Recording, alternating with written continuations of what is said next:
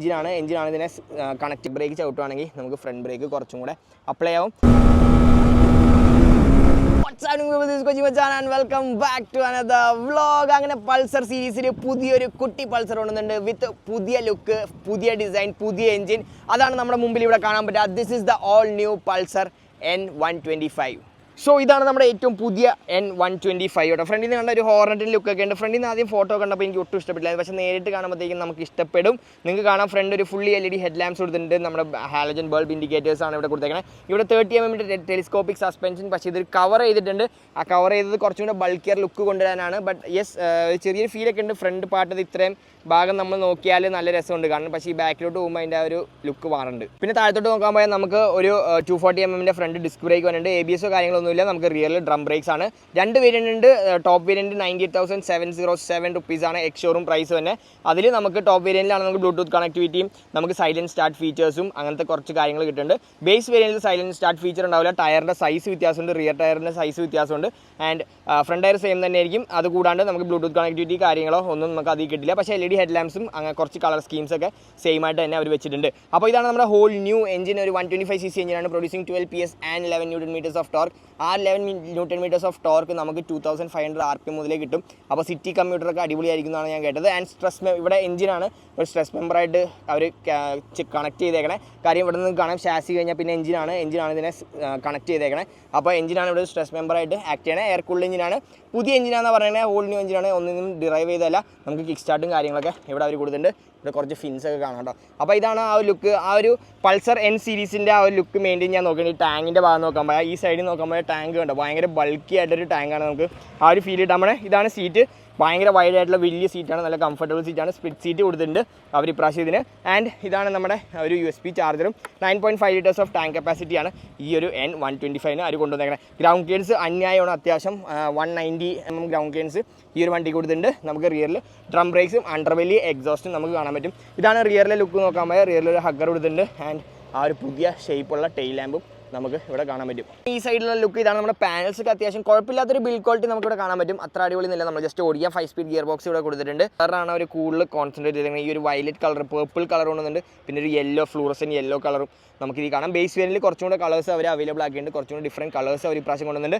അപ്പോൾ ഇതാണ് നമ്മുടെ വണ്ടിയുടെ സ്വിച്ച് ഗിയേഴ്സ് ഒക്കെ നോക്കാൻ പോയാൽ നമുക്ക് ഫ്രീഡം 125 വന്നേക്കണ ഏകദേശം അതേ ഒരു ഫീച്ചേഴ്സും കാര്യങ്ങളാണ് നമുക്ക് ഇതിൻ്റെ അകത്ത് കാണാൻ പറ്റും. പ്രത്യേകിച്ച് സ്വിച്ച് ഗിയേഴ്സിൻ്റെ കാര്യം. ഈ ഒരു ക്ലസ്റ്റർ നോക്കാൻ പോയാൽ ഫ്രീഡം 125 ടോപ്പ് വേരിയൻറ്റിൽ വന്ന ബ്ലൂടൂത്ത് അനേബിൾ ആയിട്ടുള്ള ക്ലസ്റ്ററാണ്. അപ്പോൾ ഇതിൻ്റെ ബേസ് വേരിയൻറ്റിൽ ഈ ഒരു ക്ലസ്റ്റർ ആയിരിക്കില്ല, കുറച്ചുകൂടി ചെറിയ ക്ലസ്റ്റർ ആയിരിക്കും. ഈ ഒരു LCD ഡിസ്പ്ലേ ആയിരിക്കില്ല. പിന്നെ കമ്പൈൻ ബ്രേക്കിംഗ് സിസ്റ്റം ഉണ്ട്. ഫ്രണ്ട് ബ്രേക്കിൻ്റെ താഴെ തന്നെ നമുക്ക് ബാക്ക് ബ്രേക്ക് ചവിട്ടുവാണെങ്കിൽ നമുക്ക് ഫ്രണ്ട് ബ്രേക്ക് കുറച്ചും കൂടെ അപ്ലൈ ആവും. ആ ഒരു ഫീച്ചർ നമുക്ക് ഇതിൽ കാണാൻ പറ്റുന്നുണ്ട്. പിന്നെ ഇവിടെ USB charge 9.5 liters fuel tank കപ്പാസിറ്റിയും അവർ കൊണ്ടുവന്നുണ്ട്. അപ്പോൾ നമുക്ക് വണ്ടിയിൽ കയറി ഇരിക്കാം. വണ്ടിയുടെ വെയിറ്റ് വരുന്നത് 125 kg ആണ്. ഭയങ്കര ലൈറ്റ് വെയിറ്റ് ആണ്, ഭയങ്കര നിമ്പിളാണ്. സസ്പെൻഷൻ ട്രാവൽ 125 mm ഉള്ളൂ. ശരിക്കും പറഞ്ഞാൽ സസ്പെൻഷൻ ട്രാവൽ നമുക്കിപ്പോൾ ഓടിക്കുമ്പോൾ അറിയാം എത്രത്തോളം കംഫർട്ടബിൾ ആണെന്ന്. ആൻഡ് സീറ്റേജ് നോക്കുമ്പോൾ 795 mm ആണ്. ഇതിപ്പോൾ അൺഇവൻ സർഫസ് ആണെങ്കിലും എൻ്റെ ഹൈറ്റ് 5'6" ആണ്. ഈസി ഫ്ലാറ്റ് ഫുട്ട് ആയിട്ട് നമുക്കിത് ഈസി ആയിട്ട് ഫ്ലാറ്റ് ഫുട്ട് ചെയ്യാൻ പറ്റും. Ground clearance 190 mm plus ground clearance ഉണ്ട്. അപ്പോൾ നമ്മുടെ സിറ്റി റോഡ്സ് ഒക്കെ ടാക്കിൾ ചെയ്യാൻ എന്തുകൊണ്ടും അടിപൊളിയായിരിക്കും. സീറ്റിംഗ് കംഫർട്ടൊക്കെ ആണ്. നല്ല അപ്രൈറ്റ് പൊസിഷനാണ്. നമുക്ക് കംഫർട്ടബിൾ ആയിട്ട് ഓടിക്കാനും പറ്റും. നമ്മുടെ ഫുഡ് പെക്സ് ആണെങ്കിൽ നേരെ താഴത്തുമാണ്. അപ്പോൾ ഞാൻ എക്സോസ്റ്റ് നോട്ടൊന്ന് കേൾപ്പിച്ചിട്ടാണ് നിങ്ങൾക്ക്. Silent start feature top variant മാത്രമാണ്. Base variant normal self start ആയിരിക്കും കിട്ടണം കേട്ടോ. അതും ടോപ്പ് വേരിയൻറ്റാണ് നമുക്ക് ഓട്ടോമാറ്റിക് സ്റ്റാർട്ട് സ്റ്റോപ്പ് ഓപ്ഷനുള്ള. അപ്പോൾ ഇതാണ് സൗണ്ട്.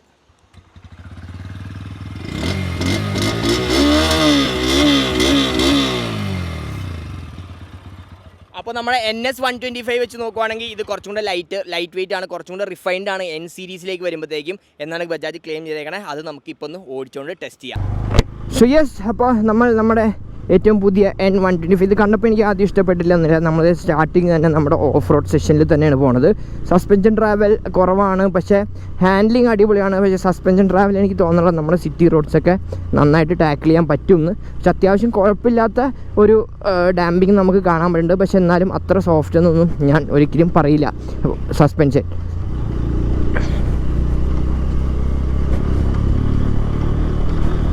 നമുക്ക് പോയി നോക്കാം എങ്ങനെയുണ്ട് പെർഫോമൻസ്. ഗിയർ ബോക്സൊക്കെ ബട്ടർ സ്മൂത്താണെന്നാണ് പറഞ്ഞത്. നമുക്കൊരു ഹൈവേ റൺ അല്ലെങ്കിൽ ഹൈവേ ടെസ്റ്റ് തന്നെ നടത്തി നോക്കാം. ഞാൻ ഈ മാർക്കുന്നു മാരുതി സുസുക്കി ടാറ്റ മോട്ടേഴ്സ്. ഇവിടെ വന്നിട്ട് സ്ഥലമൊന്നും അറിയില്ല. അതാ നിർത്തിയിട്ട് തന്നെ നമുക്ക് തുടങ്ങാം. 3, 2, 1 ഗോ.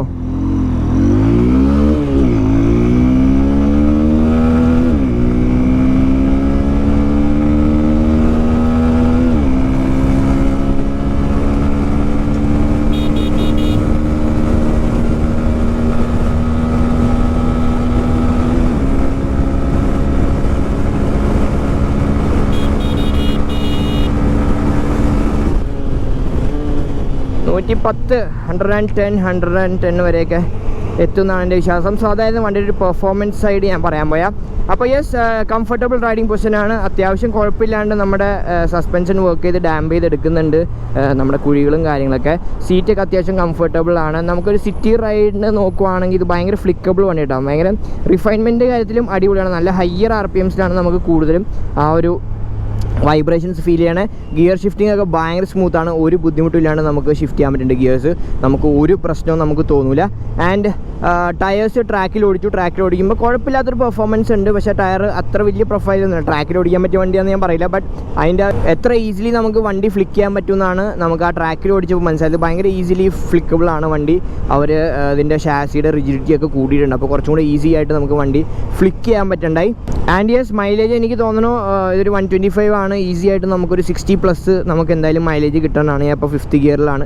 ടോപ്പ് ഗിയറിൽ പോകണം ഭയങ്കര ഈസി ആയിട്ട് നമുക്ക് 45ലൊക്കെ പോകും. വലിയ ഗിയർ ചേഞ്ചിൻ്റെ ആവശ്യമൊന്നുമില്ല. അല്ലാണ്ട് തന്നെ ലോവർ ഗിയേഴ്സിൽ തന്നെ നമുക്ക് അത്യാവശ്യം വണ്ടിയിൽ നിന്ന് കണ്ടോ. ഞാനൊരു എനിക്ക് തോന്നുന്നു 30യുടെ താഴെയും പോകാമെന്ന് തോന്നുന്നു.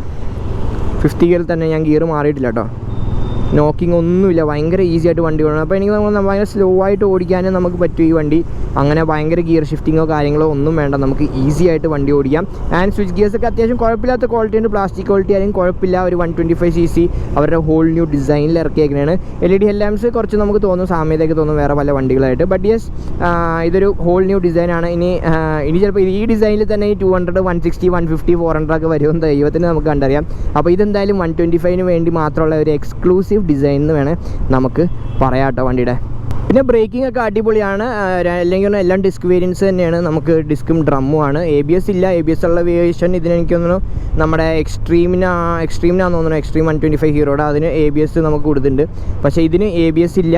അപ്പോൾ ABS ഇസ് നോട്ട് നെസസറി എന്ന് പറയില്ല. പക്ഷേ ABS ഭാവിയിൽ വരണം എന്ന് ഞാൻ പറയുള്ളൂ. മേ ബി ഒരു ഓപ്ഷണലായിട്ട് ബജാജ് തന്നെ അത് കൊണ്ടുവരും. കാര്യം അവർ ഓപ്ഷണൽ ABS ഉള്ളത് നല്ലതായിരിക്കും. ഞാൻ പറഞ്ഞല്ലോ എല്ലാ വണ്ടിയുടെ റിവ്യൂവിൽ ഞാൻ പറയാനുണ്ട്. ഇപ്പോൾ എല്ലാ വണ്ടിക്ക് ABS ഉണ്ട്. അപ്പോൾ നമ്മുടെ വണ്ടിക്ക് ABS ഉണ്ടെങ്കിൽ നമുക്കൊരു കുറച്ചും കൂടെ സേഫ് ആയിട്ട് നമുക്ക് തോന്നും. USB ചാർജർ കൊള്ളാം. 9.5 ലിറ്റേഴ്സാണ് ഫ്യൂൽ ടാങ്ക് കപ്പാസിറ്റി. 60 എന്നൊക്കെ പറഞ്ഞാൽ നമുക്ക് ഏകദേശം ഒരു 500, 400+ റേഞ്ച് നമുക്ക് ഈ വണ്ടിയിൽ നിന്ന് പ്രതീക്ഷിക്കാം കേട്ടോ. അപ്പോൾ അങ്ങനെ ഒരു റേഞ്ച് കിട്ടുമ്പോഴത്തേക്കും ഈ ഫ്യൂൽ ടാങ്ക് കപ്പാസിറ്റിയൊക്കെ വളരെ ഈസിയാണ്. നമുക്ക് അടിപൊളിയായിട്ട് നമുക്ക് കുറച്ച് ദൂരമൊക്കെ നമുക്ക് ട്രാവൽ ചെയ്യാൻ പറ്റും. ആൻഡ് യെസ്, ഇതിൻ്റെ ബേസ് തന്നെ ചെറിയൊരു ക്ലസ്റ്ററാണ്. അത്യാവശ്യം നല്ല വിസിബിലിറ്റിയും കാര്യങ്ങളൊക്കെ ഉണ്ട്. അങ്ങനെ വിസിബിലിറ്റിക്ക് കുറച്ച് കുറവുകളൊന്നുമില്ല. നല്ല വെയിലുണ്ട്. ട്രിപ്പാണെന്ന് നല്ല ബ്യൂട്ടിഫുൾ വെതറായി വരുന്നേ ഉള്ളൂ. മഴയൊക്കെ പെയ്യാൻ പോകണേ ഉള്ളൂ. അപ്പോൾ അതിന് മുമ്പ് നല്ല വെയിലത്തായാലും നല്ല രീതിയിൽ കാണാൻ പറ്റുന്നുണ്ടായി. ആ സെയിം ഫ്രീഡം 125 കണ്ട അതേ ഒരു ക്ലസ്റ്റർ തന്നെയാണ് നമുക്കിവിടെ കാണാൻ പറ്റുക. അതിന് വ്യത്യാസമൊന്നുമില്ല. നമ്മുടെ ഇരിപ്പായാലും എല്ലാം നല്ല അടിപൊളിയായിട്ടുണ്ട്. പുതിയ എൻജിൻ യെസ് പവർഫുൾ ആണോയെന്ന് വെച്ചാൽ യെസ് പവർഫുൾ ആണ്. നല്ല ടോർക്ക് ഉണ്ട്. നമുക്ക് ആ ഒരു 2500 RPM തന്നെ നല്ലൊരു ടോർക്ക് നമുക്ക് കിട്ടും എന്നാണ് അവർ പറഞ്ഞേക്കുന്നത്. യെസ്, പക്ഷേ അത് തന്നെ ഉണ്ട്. ആ ബോട്ടം എൻഡ് ടോർക്ക് നല്ലതാണ്. Bottom end and mid range performance ആണ് ഈ വണ്ടി കുറച്ചും കൂടെ അടിപൊളിയായിട്ട് കാണിക്കണത് തന്നെ കേട്ടോ. അപ്പോൾ നമുക്ക് സിറ്റിയിലേക്ക് ഓടിക്കാൻ വേണ്ടത് അത് തന്നെയാണ്. അപ്പോൾ ഒരു 125 ഹോൾ ന്യൂ ലൈനപ്പ് അല്ലെങ്കിൽ ഹോൾ ന്യൂ സെഗ്മെൻറ്റ് എന്ന് പറയാം. ഇത് ഫോട്ടോയിലൂടെ കണ്ടാലും വീഡിയോയിലൂടെ കണ്ടാലും നിങ്ങൾക്ക് ഇഷ്ടപ്പെടാൻ വഴിയില്ല. നേരിട്ട് കാണുമ്പോൾ നിങ്ങൾക്ക് ചിലപ്പോൾ ഇഷ്ടപ്പെടും. ചില ആംഗിളിൽ നിന്ന് ബോറാണ് വണ്ടി. ഇല്ലാന്ന് നമ്മളെ ബാക്ക് ആംഗിൾ ഫ്രണ്ട് പകുതിക്കൊക്കെ വെട്ടി വെച്ചാൽ നല്ല രസമാണ് കാണാൻ. നല്ല അടിപൊളിയായിട്ട് നമുക്ക് കാണാൻ പറ്റും. Java 42 FJ കൊള്ളാം. നല്ല പോസ്റ്റർ. Alpha 2 engine. പിന്നെ കിക്ക് സ്റ്റാർട്ടും കാര്യങ്ങളൊക്കെ ഉണ്ട്. ഒരു 125cc നമുക്ക് ഡെയിലി കമ്മ്യൂട്ടർ എന്നുള്ള രീതിയിൽ ഇത് നമുക്ക് ഈസി ആയിട്ട് നമുക്ക് കൊണ്ടു നടക്കാം.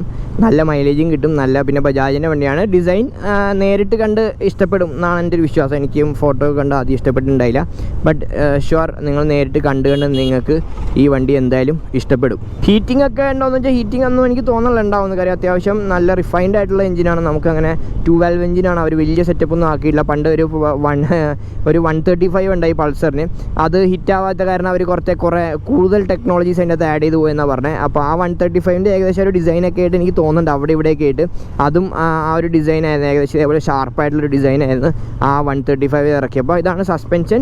അത്ര സോഫ്റ്റ് എന്ന് പറയില്ല, എന്നാലും കുഴപ്പമില്ലാണ്ട് ഡാമ്പ് ചെയ്യുന്നുണ്ട്. പക്ഷേ അധികം സോഫ്റ്റായ ആ ഒരു പെർഫോമൻസ് കിട്ടില്ല. അപ്പോൾ നമുക്ക് കുറച്ച് ഫൺ ടു റൈഡ് വണ്ടി കുറച്ച് എന്തെങ്കിലും നമുക്ക് കൂടുതൽ കിട്ടണമെങ്കിൽ എന്തെങ്കിലും നമ്മൾ കോമ്പൻസേറ്റ് ചെയ്യണം. അപ്പോൾ സസ്പെൻഷൻ ട്രാവൽ അത്രയ്ക്കില്ല, എന്നാലും കുഴപ്പമില്ലാത്ത ഡാമ്പിങ് നമുക്കിവിടെ കാണാൻ പറ്റുന്നുണ്ട്.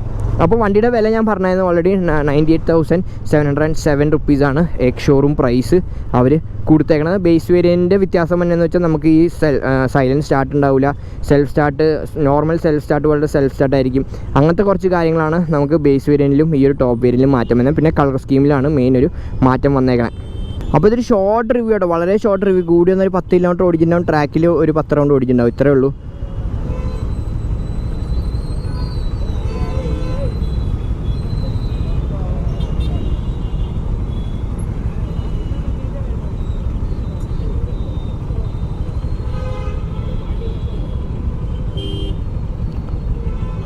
ഗവൺമെൻറ് കൊണ്ട് വരും തള്ളി പുറത്തേക്ക് വിട്ടിട്ടോ പോലീസ്. കൊള്ളാം. ചെറിയൊരു ഷോർട്ട് റിവ്യൂ ആണ്. ഹോപ്പ്ഫുള്ളി നമുക്ക് കേരളത്തിൽ കിട്ടും വണ്ടി. അപ്പോൾ ചെറിയൊരു ഷോർട്ട്, വളരെ ഷോർട്ട് റിവ്യൂ ആണ് നമ്മളിത് ചെയ്തേക്കണത്. അപ്പോൾ അതിൽ എനിക്ക് കുറച്ച് ട്രാക്ക് ഓടിച്ചിട്ട് എന്താണ് മനസ്സിലായി, ആ കാര്യമാണ് ഞാൻ നിങ്ങളുടെ അടുത്ത് പറഞ്ഞത്. വണ്ടി ഭയങ്കര അജയിലാണ്, ഭയങ്കര രസമാണ് സിറ്റിയിലൂടെ ഓടിച്ചടക്കാൻ. അപ്പോൾ ഫ്ലിക്കബിലിറ്റി ഉണ്ട്, പക്ഷേ സസ്പെൻഷൻ കുറച്ചും കൂടെ സോഫ്റ്റർ ആവായിരുന്നു എന്നെനിക്ക് തോന്നി. സസ്പെൻഷൻ കുറച്ചും കൂടെ അവർ ഹാർഡർ സൈഡിലേക്കാണ് അവർ ഇട്ടേക്കണത്. അത് എന്തുകൊണ്ടാണ് സിറ്റി കമ്മ്യൂട്ടറിന് അവർ കുറച്ചും കൂടെ പെർഫോമൻസ് ഓറിയൻറ്റഡ് ആയിട്ടാണ് നോക്കിയേക്കണത്, റിഫൈൻമെൻറ്റ് പെർഫോമൻസ് അങ്ങനത്തെ കാര്യങ്ങളാണ് നോക്കിയേക്കണത്. അപ്പോൾ ഇതെടുക്കണോ നമ്മുടെ പൾസർ NS എടുക്കണമെന്ന് വെച്ചാൽ NS എനിക്ക് കുറച്ചും കൂടെ സോഫ്റ്റ്വെയർ സസ്പെൻഷൻ, കുറച്ചും കൂടെ അഗ്രസീവാണ് NS, പക്ഷേ കുറച്ചും കൂടെ വെയിറ്റ് കൂടുതലാണ്. 144 കിലോ ഉണ്ട് NSൻ്റെ വെയിറ്റ്, ഇതിന് അത്രയും വെയിറ്റ് ഇല്ല. അപ്പോൾ അത് ഭയങ്കര അടിപൊളി അഡ്വാൻറ്റേജ് ആണ് സത്യം പറഞ്ഞാൽ. അപ്പോൾ അങ്ങനെ നോക്കാം. വെയിറ്റ് ഒരു ഭയങ്കര അഡ്വാൻറ്റേജ് ആണ്, ഭയങ്കര വെയിറ്റ് കുറവാണ് ഈ ഒരു 125 എന്ന് വെച്ച് നോക്കുവാണെങ്കിൽ, നമ്മുടെ NS 125 വെച്ച് കമ്പയർ ചെയ്യുകയാണെങ്കിൽ. അപ്പോൾ അതേ ഉള്ളൂ, കൂടുതൽ കഥയൊന്നും പറയാനുള്ള. നമുക്ക് ലോങ് ടേം വണ്ടി കിട്ടുമ്പോൾ നമുക്ക് കൂടുതൽ ഡീറ്റെയിൽ ആയിട്ട് മൈലേജ് ടെസ്റ്റ് അങ്ങനത്തെ കുറേ കാര്യങ്ങളൊക്കെ ചെയ്യാം. അപ്പോൾ നിങ്ങൾക്ക് എന്തെങ്കിലും ഡൗട്ടോ കാര്യങ്ങളുണ്ടെങ്കിൽ നിങ്ങൾക്ക് എൻ്റെ അടുത്ത് മെസ്സേജ് അയക്കാം, അല്ലെങ്കിൽ കമൻറ്റ് ബോക്സിൻ്റെ താഴെ കമൻറ്റ് ചെയ്യാം, എന്നിട്ട് ചോദിക്കാം എന്താണ് നിങ്ങൾക്ക് ഡൗട്ടുള്ളത്. അല്ലെങ്കിൽ എൻ്റെ ഇൻസ്റ്റാഗ്രാമിൽ മെസ്സേജ് അയക്കാം. ഇൻസ്റ്റാഗ്രാമിലും കൊച്ചി മച്ചാൻ തന്നെയാണ് എൻ്റെ പേര് ഇട്ടേക്കണത്. തന്നെ നമ്മൾ ഇന്നത്തെ വീഡിയോ ഒക്കെ നിങ്ങൾക്ക് ഇഷ്ടപ്പെട്ടെന്ന് ഉപയോഗിക്കും. So don't fail like subscribe channel ബെല്ലേക്ക് ഞെക്കുക. അടുത്ത വീഡിയോ ബെല്ലിങ് അറിയിക്കുന്നതായിരിക്കും. സൈൻ ഓഫ് ചെയ്യണം. മറ്റാരുമല്ല, നിങ്ങളുടെ സ്വന്തം ചേട്ടാ ഒന്ന് എൻഡ് ചെയ്തോട്ടെ.